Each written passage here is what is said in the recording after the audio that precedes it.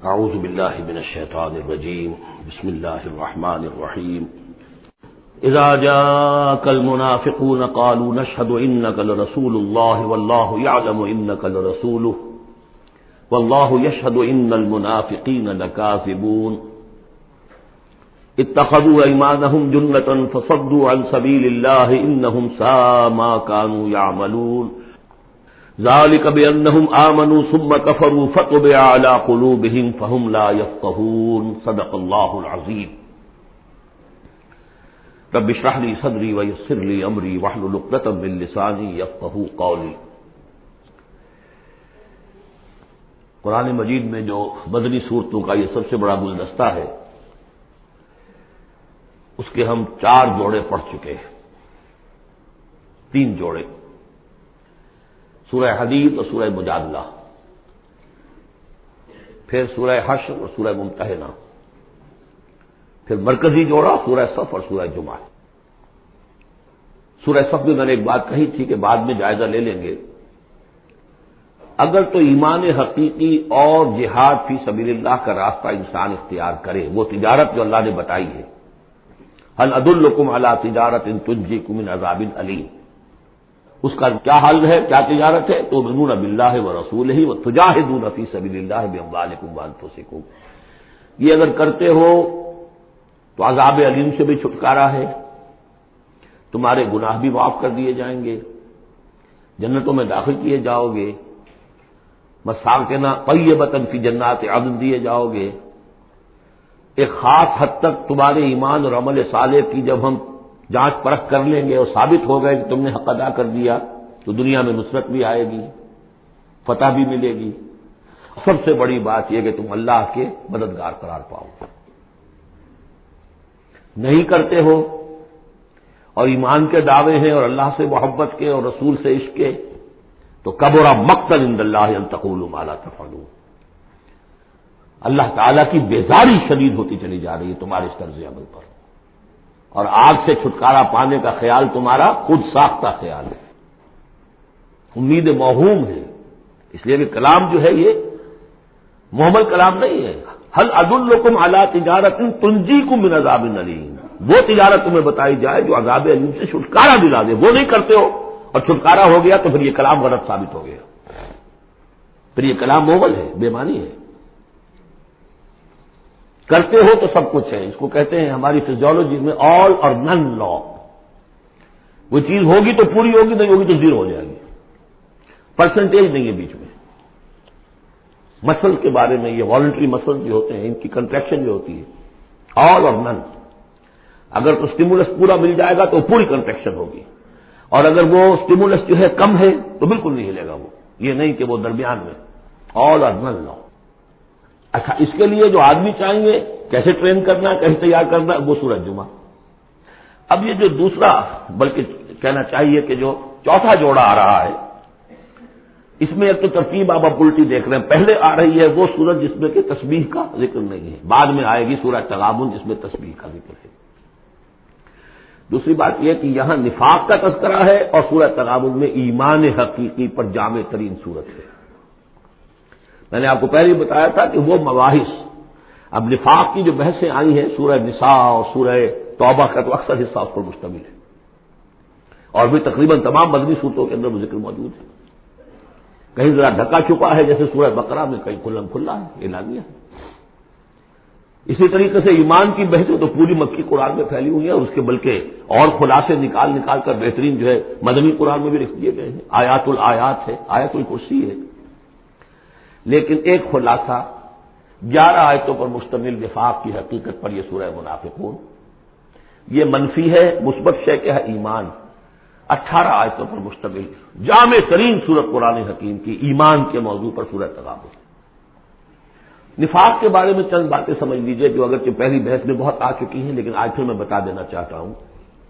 نفاق کی 2 قسمیں، ایک وہ شخص جو شعوری طور پر دھوکہ دینے کے لیے ایمان لایا، وہ شروع ہی سے منافق ہے، ایک دن بھی اسے ایمان کی لذت نصیب ہوئی نہیں۔ سورہ آل عمران میں اس کی مثال موجود ہے، سازش کی، صبح کو ایمان لاؤ، شام کو مرتد ہو جانا، تاکہ یہ اسلام کی جو ساکھ بن گئی ہے گڈ ول بن گئی ہے، یہ ختم ہو جائے۔ تو ظاہر بات ہے جیسے کہ فرمایا گیا سورہ مائدہ میں وَقَدْ دَخَلُوا بِالْكُفْرِ وَهُمْ قَدْ خَرَجُوا بِهِ، وہ کفر کے ساتھ ہی داخل ہوئے تھے اور کفر کے ساتھ ہی نکل گئے، ان پہ ایک لمحہ بھی ایمان حقیقی کا آیا ہی نہیں۔ یہ بہت کم لوگ تھے اس قسم کے منافق۔ اصل منافق جو وہ کون تھا؟ دعوت آئی، دعوت نے قبول، دل نے قبول کیا، بات ٹھیک ہے، صحیح بات ہے، چلو پیش قدمی کرو، لیکن تھے کم ہمتیں، بزدل، تھڑ دلے۔ اب ظاہر بات ہے یہ دعوت تھی انقلابی دعوت، انقلابی دعوت میں تصادم کے مراحل آتے ہیں، اور وہاں جو ہے تکلیفیں، آزمائشیں، مصیبتیں، ایثار مال، بذل نفس، یہاں تک کہ وہ مرحلہ بھی آ سکتا ہے کہ نقد جان ہتھیلی پر رکھو اور میدان میں آ جاؤ۔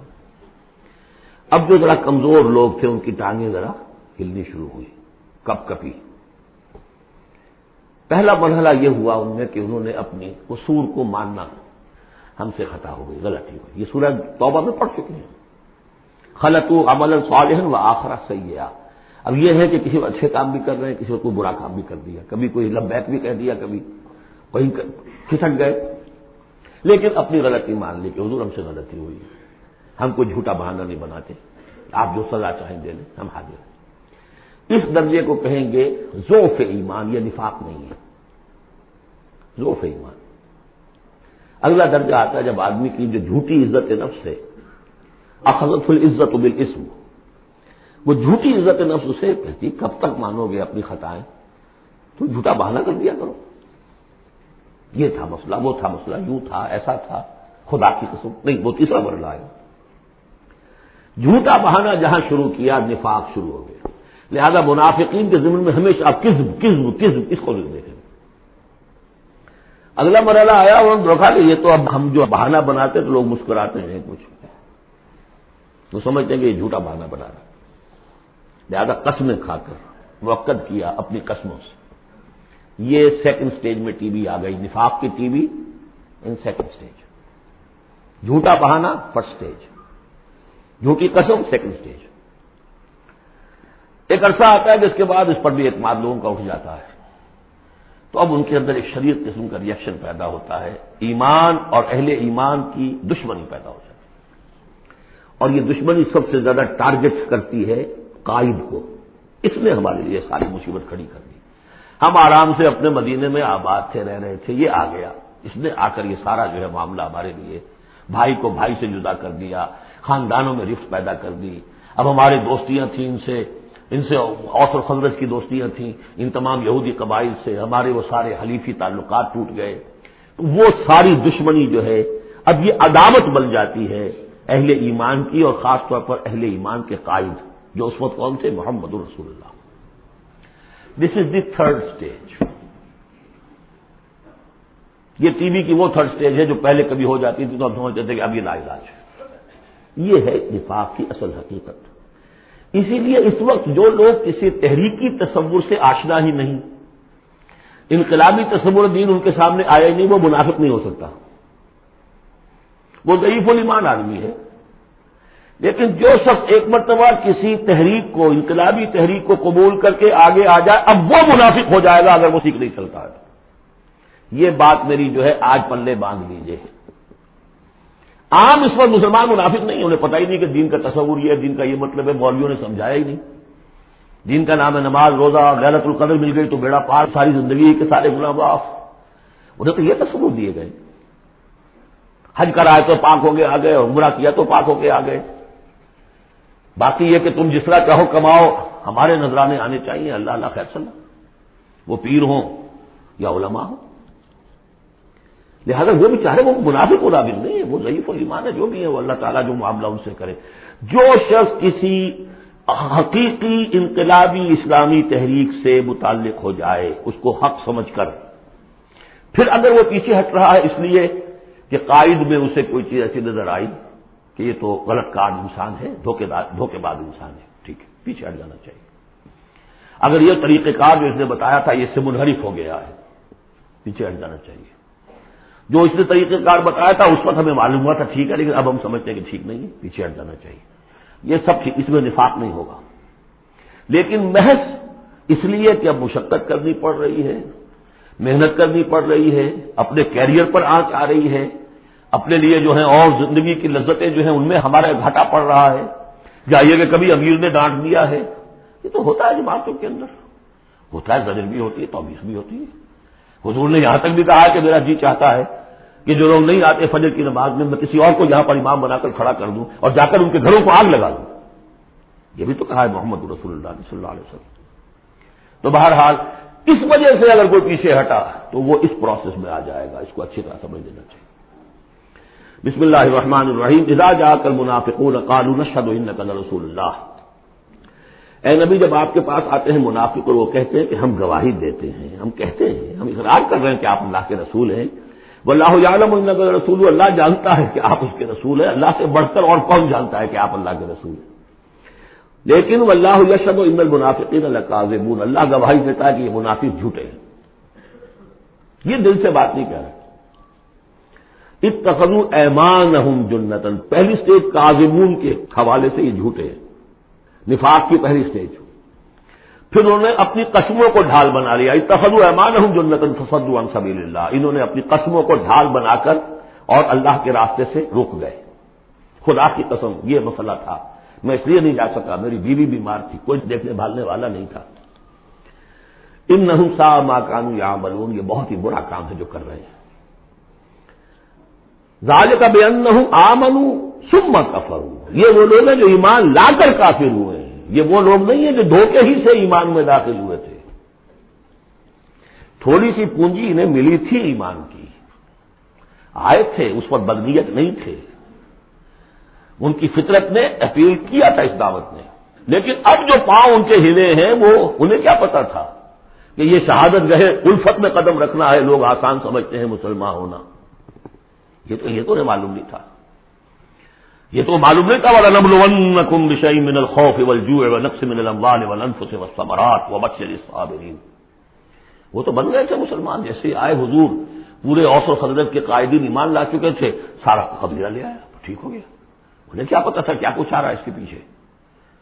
یہ ایمان جو ہے یہ تو یوں سمجھیے کہ پھر پہنچی آئس برگ ہے، اس کے نیچے جو اصل آیا ہے برف تک ہوتا تو وہ پھر ان کے پاؤں ہے، اس میں بھی جب تک اقرار ہو اپنی تقصیر کا تو وہ ذوف ایمان کہلائے گا، نفاق نہیں۔ خذ من اموالہم صدقۃ تطہرہم وتزکیہم بہا، ایسے لوگوں کا علاج بھی سورہ توبہ میں آ چکا ہے۔ لیکن جھوٹ بہانا پہلی منزل، جھوٹی قسم دوسری منزل، اور پھر عداوت آگے آئے گی چل کر اسی صورت میں۔ ذالک بانہم آمنوا ثم کفروا، یہ اس لیے کہ ایمان لائے پھر کفر کیا۔ فطبع علی قلوبہم، اب اللہ نے ان کے دلوں پر مہر کر دی ہے۔ فہم لا یفقہون، اب یہ تفقہ حقیقی تفقہ سے خالی ہو چکے۔ وَإِذَا رَأَيْتَهُمْ تُعْجِبُكَ أَجْسَامُهُمْ، جب اے نبی آپ انہیں دیکھتے ہو کہ جسم آپ کو بڑے اچھے لگتے ہیں، بڑے تن و توش والے، وہی یقولوا تسمع لقولہم، جب وہ آپ سے بات کرتے ہیں تو آپ بڑے غور سے سنتے ہیں۔ چودھری لوگ جو ہوئے، سرمایہ دار بھی ہوئے، چودھری بھی ہوئے، تو ان کی حیثیت ہے تو آپ توجہ سے سنتے ہیں ان کی بات۔ کأنہم خشب مسندہ، اے نبی یہ تو ان سوکھی لکڑیوں کے مانند ہیں جو اپنے بل پر نہیں کھڑی ہوا کرتی، انہیں تیل لگا کر کھڑا کیا جاتا ہے۔ یحسبون کل صیحۃ علیہم، اندر سے اتنے بودے ہیں کہ ذرا سی آہٹ ہوتی ہے تو ان کی جان پر بن جاتی ہے، وہ سمجھتے ہیں کہ پھر آئی کوئی مصیبت، کہیں اور سے پھر شاید کوئی حملے کی خبر آ رہی ہے اور پھر کوئی جنگ ہوگی، پھر کہیں گے نکلو اللہ کی راہ میں۔ یحسبون کل صیحۃ علیہم، اپنے اوپر ہی سمجھتے ہیں ہر آہٹ کو۔ ہم العدو، یہ تیسری سٹیج ہے، یہ اب اصل دشمن یہ ہے۔ باہر کا دشمن جو آ رہا ہے ابو جہل لشکر لے کر یا ابو سفیان لشکر لے کر، وہ اتنا خطرناک نہیں جتنے کہ یہ ہے، یہ بار آستین ہے، یہ اندر سے ڈنک مارنے والا۔ ہم العدو، اصل دشمن یہ ہے۔ فاحذرہم، ان سے بچ کر رہو، چوکس رہو، چوکنے رہو، چاہے معاف کرتے رہو، یہ بات دوسری ہے۔ حضرت مسیح کا قول آپ کو سنا چکا ہوں کہ فاختہ کے مانند بے ضرر، لیکن سنگت کے مانند ہوشیار رہو۔ سانپ چوکنا کتنا ہوتا، لیکن سانپ ضرر بھی پہنچا دیتا ہے۔ تم چوکنے تو ویسے رہو جیسے سانپ ہوتا ہے، بے ضرر ایسے رہو جیسے کہ فاختہ ہوتی ہے۔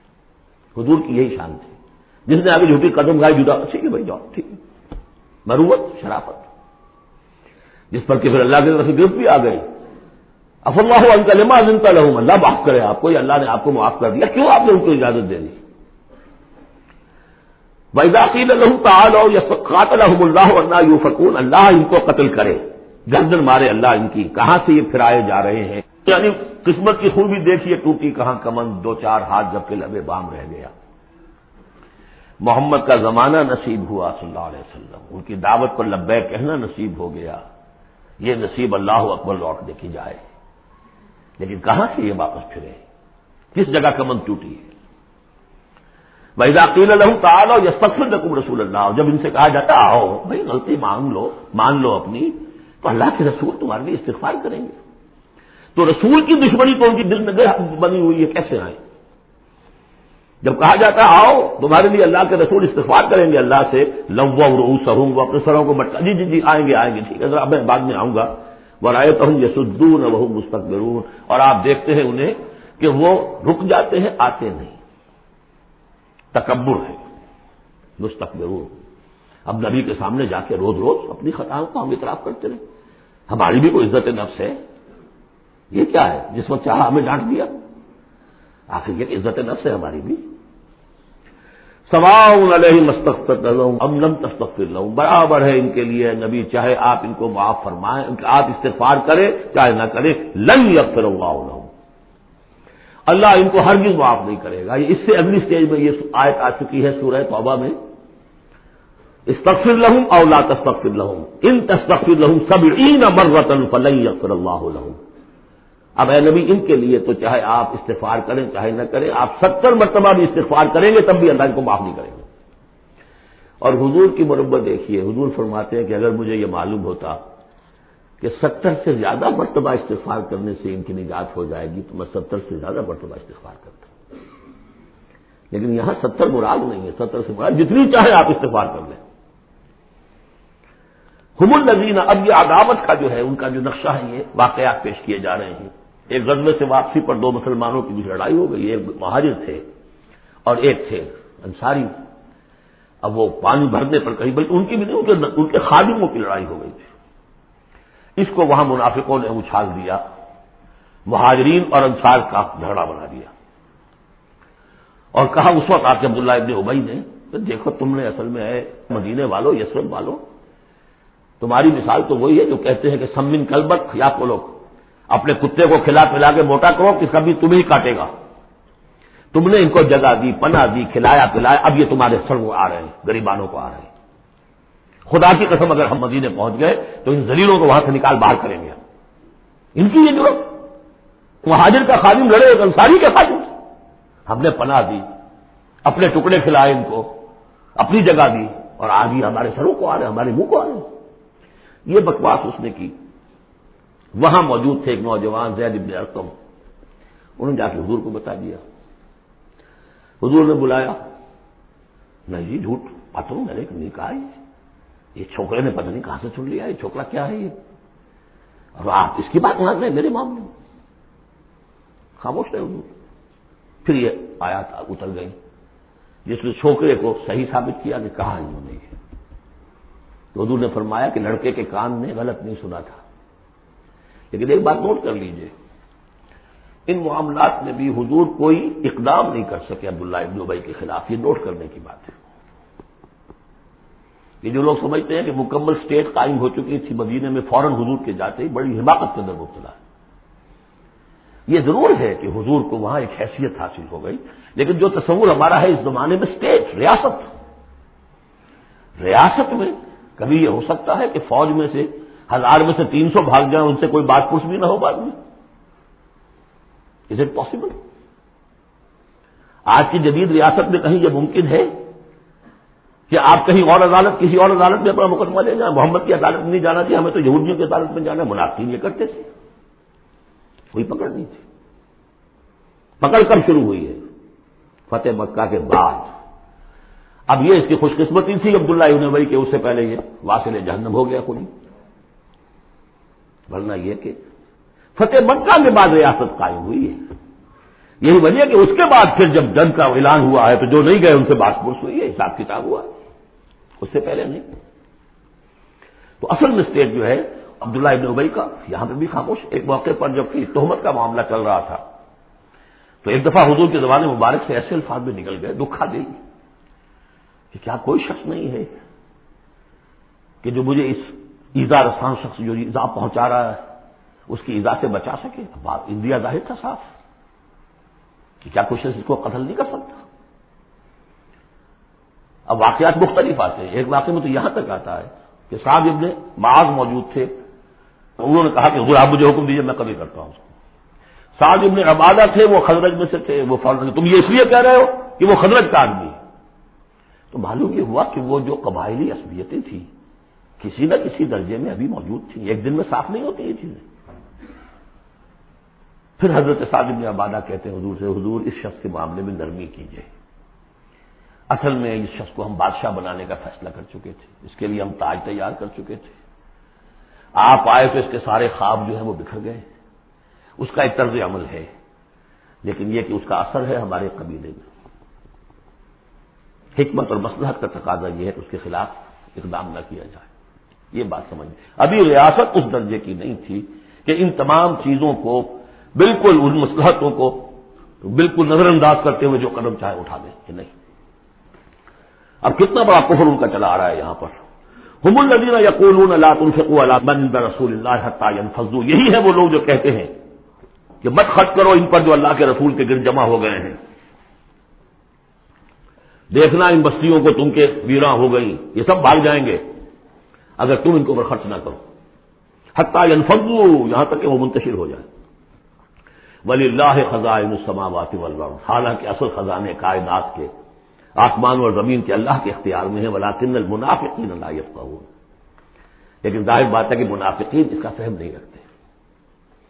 یقولون لئن رجعنا الی المدینہ لیخرجن الاعز منها الاذل، اور وہ کہتے ہیں اگر ہم مدینے لوٹ گئے، اب چونکہ فوج واپس آ رہی تھی ایک جنگ سے، اب جب مدینے پہنچ جائیں گے تو لازماً جو عزت والے ہیں نکال باہر کریں گے ان ذلیلوں کو. اور ذلیل سے مطلب کمزور، ذلیل کا مطلب جو ہے وہ ہماری زبان میں جو ہوتا ہے کمینہ وہ نہیں ہے، ان کو ہم نکال باہر کریں گے.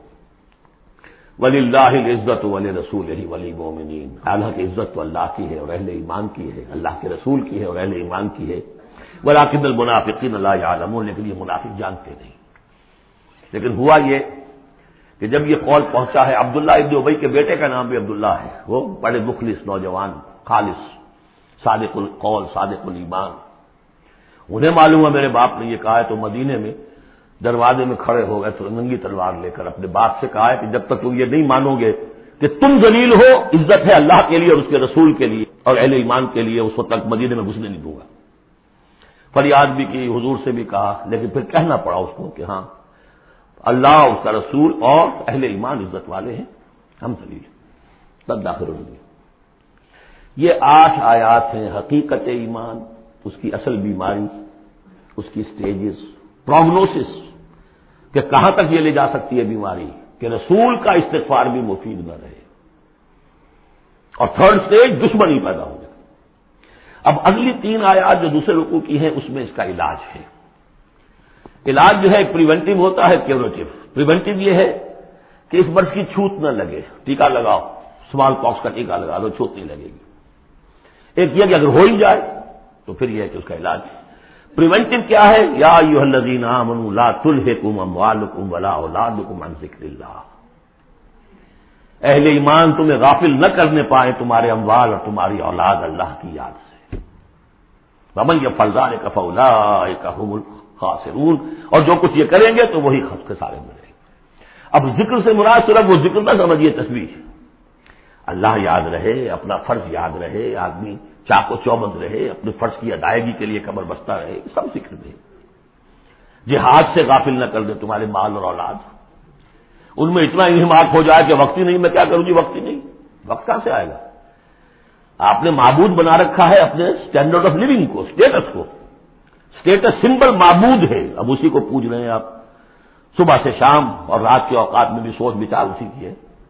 تب کہیں جا کر وہ سمبل جو ہے قائم رہتا ہے. تو کیسے ہوگا؟ اس کا کیوریٹو ٹریٹمنٹ وہ کیا ہے؟ دیکھیے، نفاق الف اس میں ڈال دیجئے، انفاق یہ اس کا علاج ہے. انفاق، خرچ کرو، خرچ کرو. نفاق کا اصل سبب کیا ہے؟ دنیا کی محبت. دنیا کا محبت کا سب سے بڑا مظہر کیا ہے؟ مال کی محبت. اور علاج بالمثل یہ ہوگا، مال نکالو. یہ ہے اس کی اصل علاج. جیسے سورہ حدید میں ہم نے پڑھا تھا کہ زمین کے اندر حل چلانا پڑے گا. حل کیا ہے؟ ان المصدقین والمصدقات واقرضوا اللہ قرضا حسنا یضاعف لهم ولهم اجر کریم والذین آمنوا باللہ ورسلہ اولئک هم الصادقون. یہ گند نکال تو دل سے، پھر ایمان کا بیج پڑے گا تو لہلائے گی کھیتی. پھر صدیقیت کی طرف جاؤ چاہے شہادت کی طرف. یہ تمہاری استاد تباہ ہے. وانفقوا مما رزقناکم من قبل ان یاتی احدکم الموت، اور خرچ کر دو اس میں سے جو کچھ ہم نے تمہیں دیا اس سے پہلے کہ تم میں سے کسی کی موت کا وقت آئے. فیقول، پھر وہ اس وقت کہے رب لولا اخرتنی الی اجل قریب، پروردگار اسے ذرا اس دیر کے لیے مؤخر کر دے. فاصدق واکن من الصالحین، تو میں بڑی تصدیق کروں گا اور خیرات و صدقات سارا کچھ دے دوں گا اور میں بالکل صالحین میں سے ہو جاؤں گا. وَلَن يُؤَخِّرَ اللَّهُ نَفْسًا إِذَا جَاءَ أَجَلُهَا، جب کسی جان کا وقت آ جائے گا، وقت معین، پھر اللہ اسے کسی صورت مؤخر نہیں کرے گا. قوموں کی اجل تو پھر بھی مؤخر ہوئی ہے، قوم یونس کی ہو گئی ہے، لیکن یہ کہ انفرادی اجل کبھی مؤخر نہیں ہوتی. واللہ خبیر بما تعملون، اور جو کچھ تم کر رہے ہو اللہ اس سے باخبر ہے. اب یہ تو تھا منفی نفاق. مثبت ہے ایمان. ایمان کے سلسلے میں جو باتیں سورہ حدید میں آئی تھیں، اب یہ پوری صورت، وہاں جو آیا تھا قتال اور جہاد اور حدید، یہ ساری چیزیں آئی تھیں نا، انزلنا الحدید اور انبیاء کی بعثت کا مقصد، وہ سارا مضمون سورہ صف میں آ چکا ہے. اس کے لیے کیسے انسان آئیں گے وہ سورہ جمعہ میں آ چکا ہے. سورہ حدید میں بھی آیا تھا هو الذی ينزل علی عبدہ آیات بینات لیخرجکم من الظلمات الی النور. وہی ہے اللہ جو نازل کر رہا ہے اپنے بندے پر آیات بینات تاکہ وہ نکالے تمہیں اندھیروں سے روشنی کی طرف. لیکن سورہ تغابن میں ایمانی مباحث ہوئی، جامع ترین صورت ہے. میں حیران ہوں، میں چاہتا تھا کہ ایک گھنٹے میں 3 صورتیں ہوں، 2 بھی نہیں ہو پا رہی ہیں. لیکن ایک بات یہ ہے کہ سورہ حدید کے بعد نمبر 2 میں سمجھتا ہوں کہ یہ سورہ مبارکہ بھی اللہ نے مجھے عطا کی. اس کے اسرار و رموز، اس کا نظم اس قدر واضح اللہ کے فضل و کرم سے ہے. آپ بھی نوٹ کر لیجیے، اس میں صرف اشارات ہو سکتے ہیں. 2 رکوع ہیں، 10 آیتیں اور 8 آیتیں. پہلے رکوع کی 10 آیتوں میں 7 آیتوں میں نریشن ہے ایمان کی، ایمان یہ ہے یہ ہے یہ ہے یہ ہے، اور 3 آیتوں میں بڑی زوردار دعوت ہے، پس لاؤ ایمان، مانو ان باتوں. دوسرے رکوع کی 8 آیتوں میں سے پہلے 3 میں ایمان کے ثمرات بیان ہوئے، پہلے 5 میں ایمان حقیقی اگر ہے تو اس کا یہ ثمرہ ہے، یہ ثمرہ ہے، یہ ثمرہ ہے. اس درخت میں اگر آم کا درخت صحت مند ہے تو آم لگتے ہیں کہ نہیں؟ تو ایمان کا درخت صحت مند ہے اگر تو اس میں کوئی ثمرات لگیں گے، کوئی پھل لگیں گے کہ نہیں؟ یا ٹھنڈی ہے؟ تو وہ پھل کون سے ہیں؟ کچھ داخلی پھل ہیں جو انسان کے اندر کھلتے ہیں پھول، کچھ باہر ہیں جو ظاہر ہوتے ہیں. اور پھر آخر میں 3 آیتوں میں زوردار دعوت ہے کہ ان تقاضوں کو پورا کرو. بارک اللہ لی ولکم فی القرآن العظیم ونفعنی وإیاکم بالآیات والذکر الحکیم.